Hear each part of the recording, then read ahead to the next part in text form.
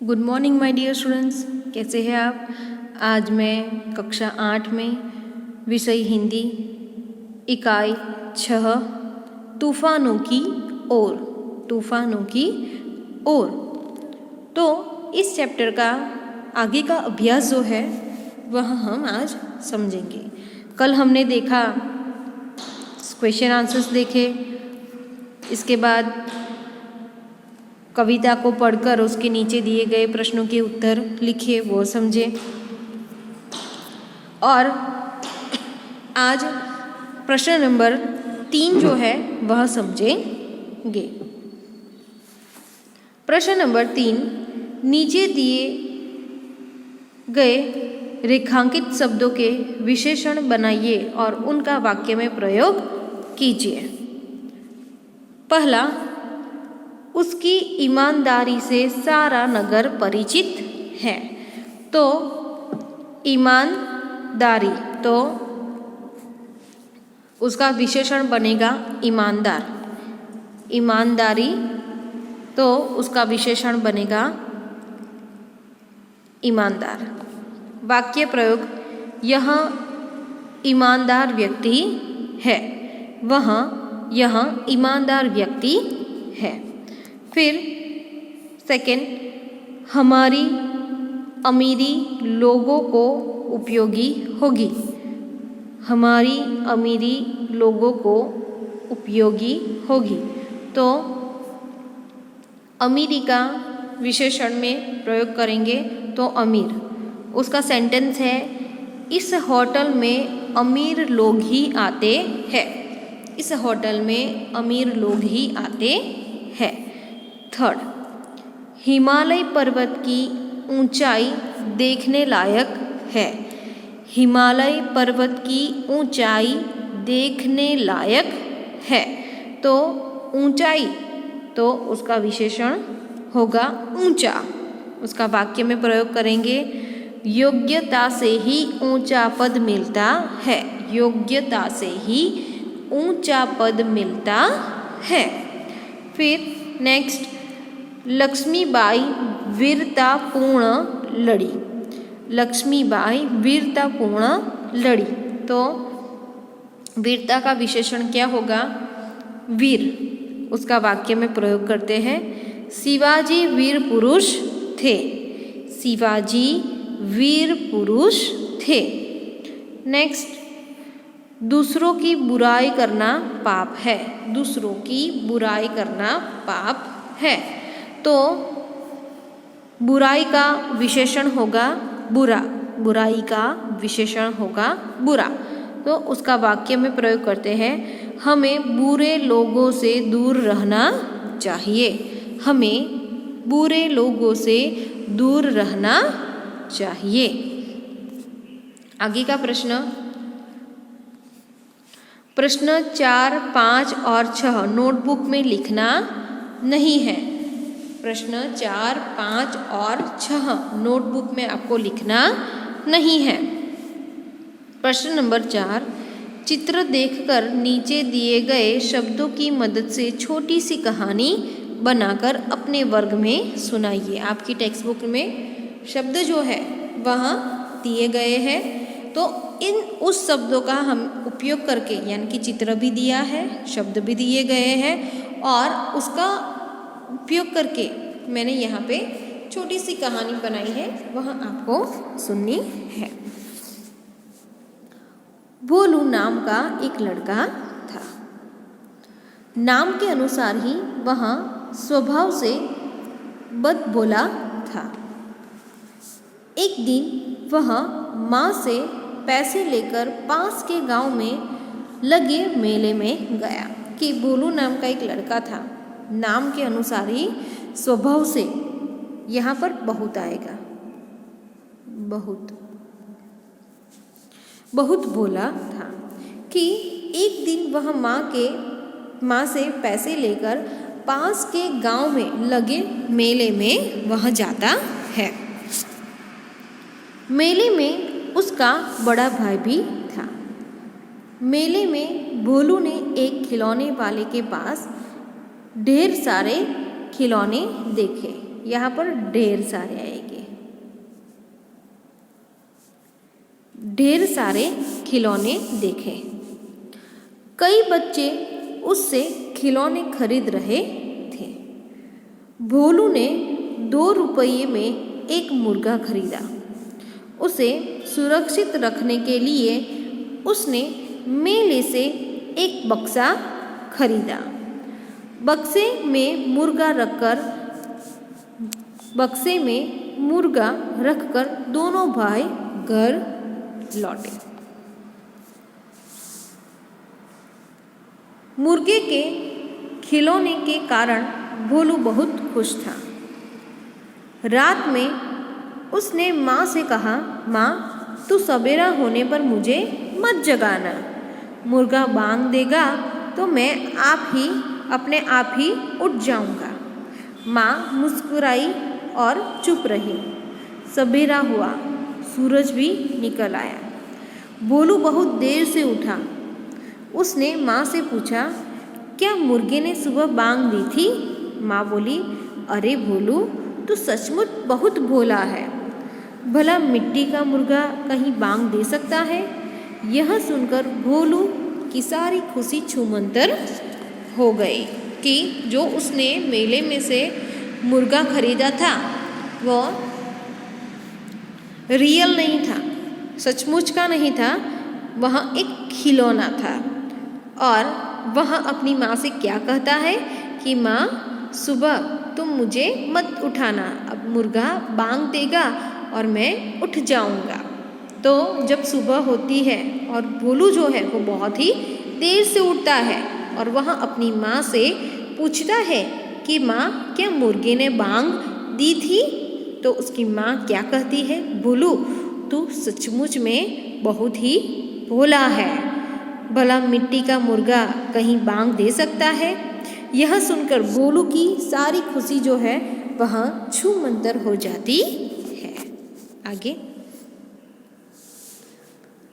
प्रश्न नंबर 5, निम्नलिखित कहावतों का वाक्य में प्रयोग कीजिए।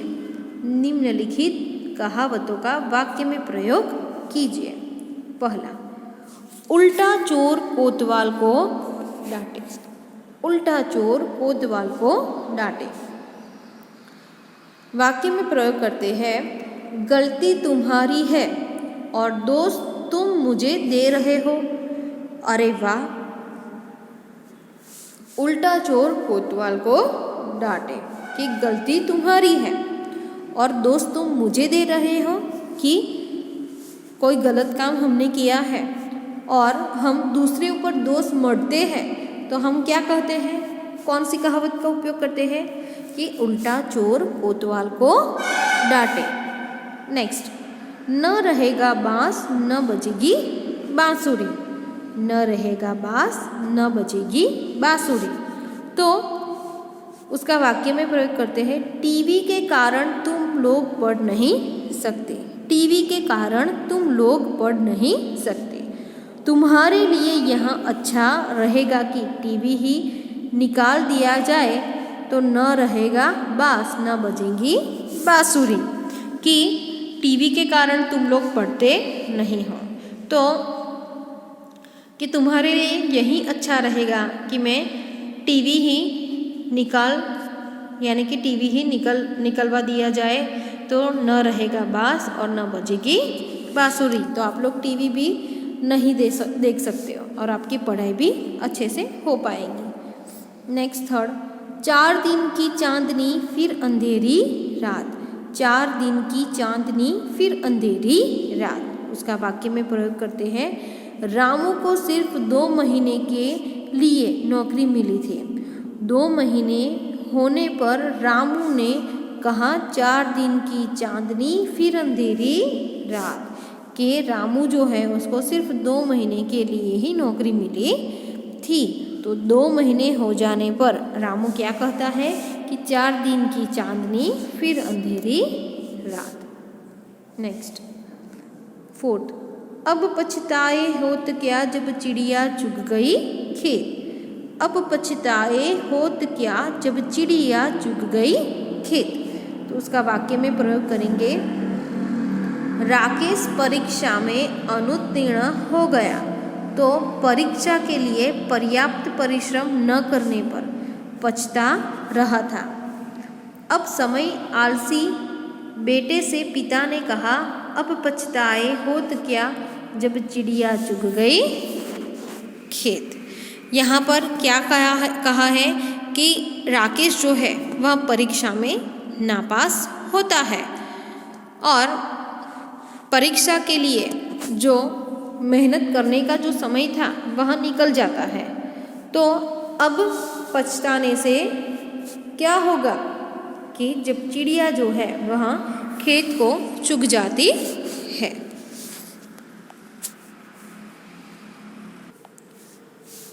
क्वेश्चन नंबर 6, आपके गांव में बाढ़ आए तो उस समय आप क्या करेंगे? गांव छोड़कर चले जाएंगे या गांव वालों की मदद करेंगे? अपने विचार कारण सहित बताइए।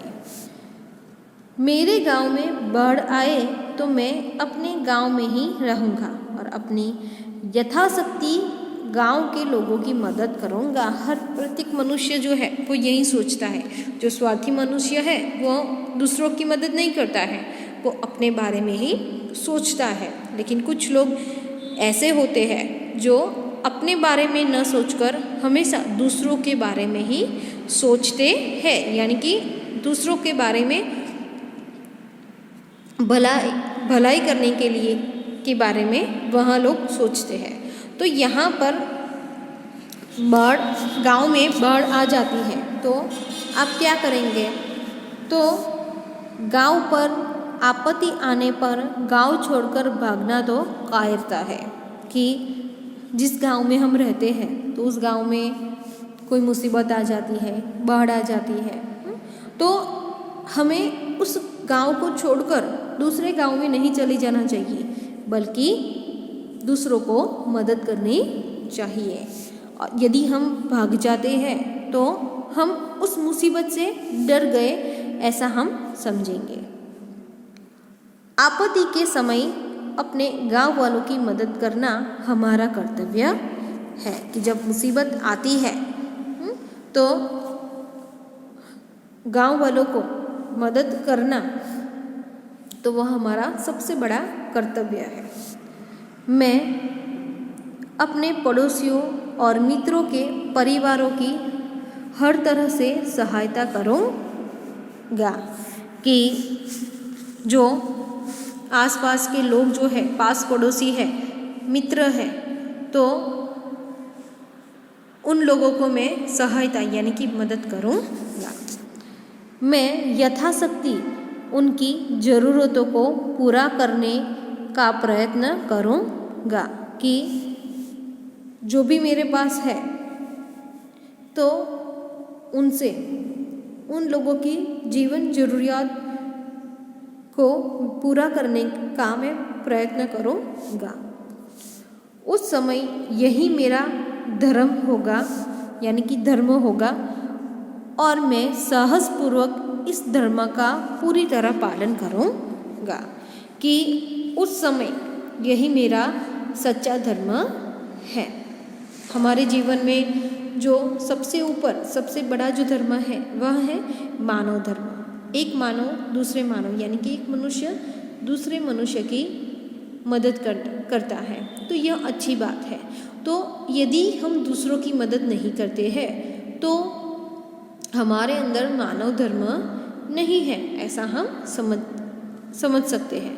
तो साहसपूर्वक इस धर्म का पूरी तरह पालन करूँगा। तो यहाँ पर क्वेश्चन नंबर 4, 5 और 6 यहाँ सिर्फ समझने के लिए थे। आपको यहाँ नोटबुक में लिखना नहीं है। कौन कौन से क्वेश्चंस? 4, एक और बार मैं आपको दिखा देती हूँ। ये वाला आपको लिखना नहीं है। क्वेश्चन नंबर 4 यहाँ पे लिखा ही है, ओके। फिर क्वेश्चन नंबर 5, कहावत, और क्वेश्चन नंबर 6 जो है ये भी आपको अपनी नोटबुक के अंदर लिखने नहीं हैं। आगे के जो क्वेश्चंस मैंने आपको समझाए वही आपको अपनी नोटबुक के अंदर लिखने हैं। यह अभ्यास आपको समझ में आया होगा। तो अगले वीडियो लेक्चर में इस चैप्टर का स्वाध्याय जो है वह मैं आपको समझाऊंगी। थैंक यू, धन्यवाद।